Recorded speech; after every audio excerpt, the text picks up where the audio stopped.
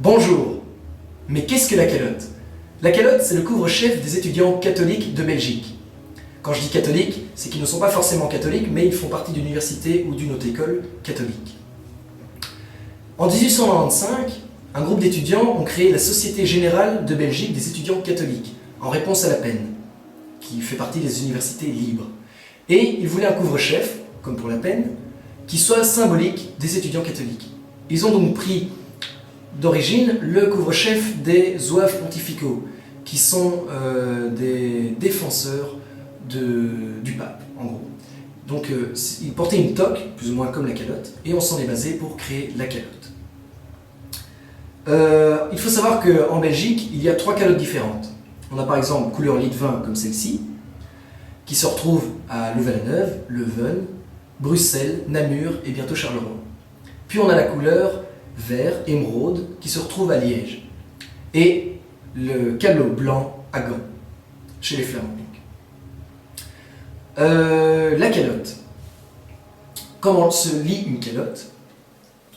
Alors nous avons donc le calot, avec la couleur que je viens d'indiquer, et ici le nœud hongrois, qui est repris donc du couvre-chef d'origine, symbolisant à la base les statuts de la personne portant le couvre-chef. Ici c'est juste d'origine, pour garder l'origine.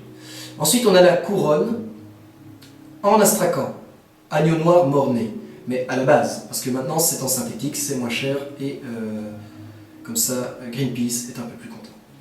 Alors devant, juste devant, donc la calotte se porte comme ça, devant nous avons le croisillon. Le croisillon c'est donc 3 bandes qui se croisent et qui symbolisent, donc ici on a les couleurs de la Belgique, ici les couleurs de l'université ou de la ville où est passée la calotte, et ici la bande papale, donc qui symbolise bien sûr le lien avec le pape. À Namur par exemple, où la fondation de la calotte, enfin la réinstauration de la calotte a été faite avec un arrêté royal, et donc il porte une couronne à la place de la bande papale. Alors ici on voit UCL qui symbolise que la calotte a été passée à l'université catholique de Louvain, au cercle psycho. En fait les cercles c'est une association, donc il y a le cercle régional, ce sont les associations, par exemple un cercle c'est une association qui est en lien avec une faculté, par exemple psycho, donc la faculté psycho. Régional c'est une association qui regroupe des personnes d'une même région, par exemple Bruxelles, Namur, etc.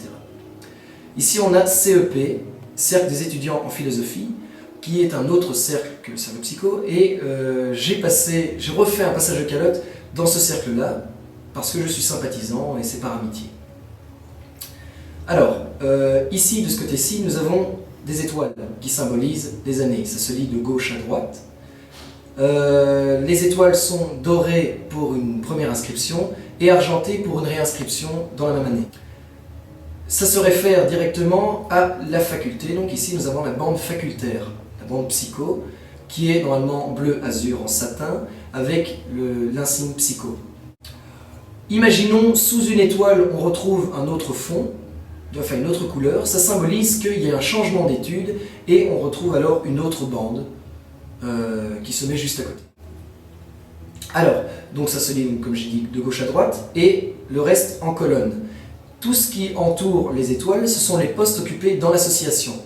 Par exemple, nous avons ici le sabot, qui symbolise que la personne s'est occupée de la pièce de théâtre de la faculté, appelée la revue.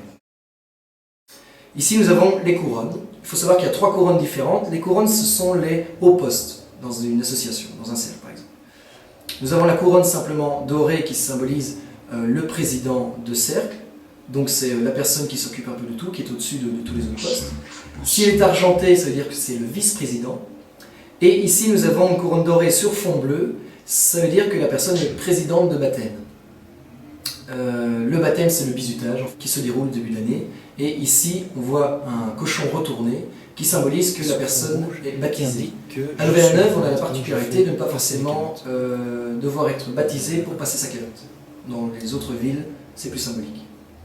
Ici, nous avons la couronne dorée sur fond rouge qui symbolise que la personne, enfin, moi en l'occurrence, fait passer les calottes. C'est le grand maître de Corona. Une Corona, c'est justement le passage de calotte. C'est la soirée où la personne est initiée et passe sa calotte, mais j'en reviendrai plus tard. Alors, la calotte se sépare en 4 cadrans.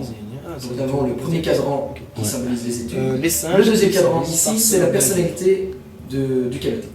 Et on a aussi par exemple le nounours, amour du lit, j'aime dormir. Ardeur sexuelle. Les singes, farceurs, blagueurs. La chope, qui aime la bière, comme tout bon belge. Ensuite, Et par exemple, le cerf, ardeur sexuelle. Ici, on a ce qui est spécifique aux calottes, les mains d'amitié. Les mains d'amitié, c'est un insigne qu'on offre pour symboliser l'amitié avec une personne. Tu es mon ami, je t'offre une main d'amitié. C'est le Facebook de la guindaille.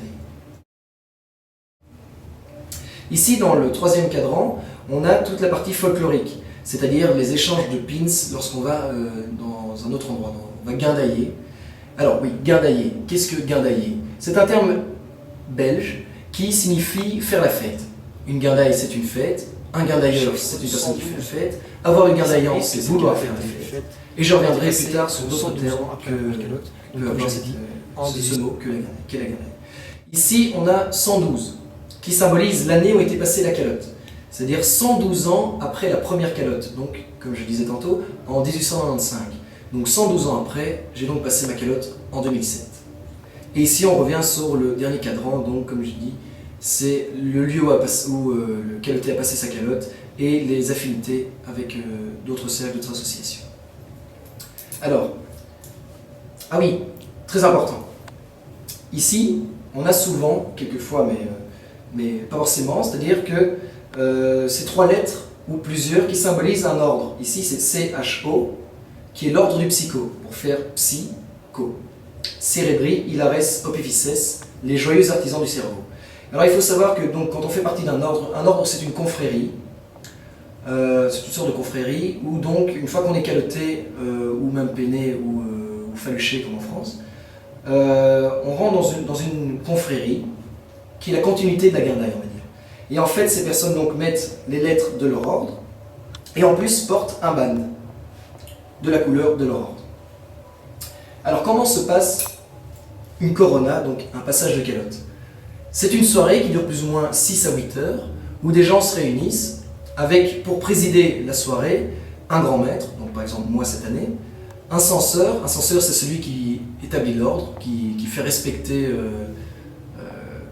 l'ordre, et donc qui s'occupe que l'ambiance se passe bien et qu'il n'y ait pas de chahut ou d'exagération.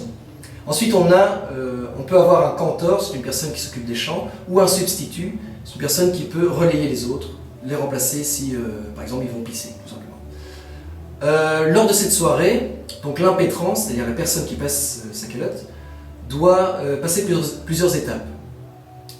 Par exemple, elle va connaître les chants sacrés, donc ce sont les chants importants, par exemple, comme le Godéamous, que tous les calotés doivent connaître. Ensuite, les chants d'association ou de regroupement, par exemple le chant des calotins pour le chant de la calotte. Ensuite, ils doivent connaître des chants paillards pour montrer qu'ils ont les connaissances et qu'ils peuvent chanter avec les autres lors d'autres passages de calotte. Ensuite, ils doivent pouvoir lire une calotte, donc comme je viens de le faire, donc historiquement, et pouvoir expliquer chaque insigne ce que ça signifie. Et pour finir, une motivation, c'est-à-dire que ce soit écrit ou oral, l'impétrant doit montrer ses motivations pour voir pourquoi il veut être caloté et qu'est-ce qu'il apportera à la calotte, par exemple. Voilà. Je vous attends quand vous voulez en Belgique pour guindailler.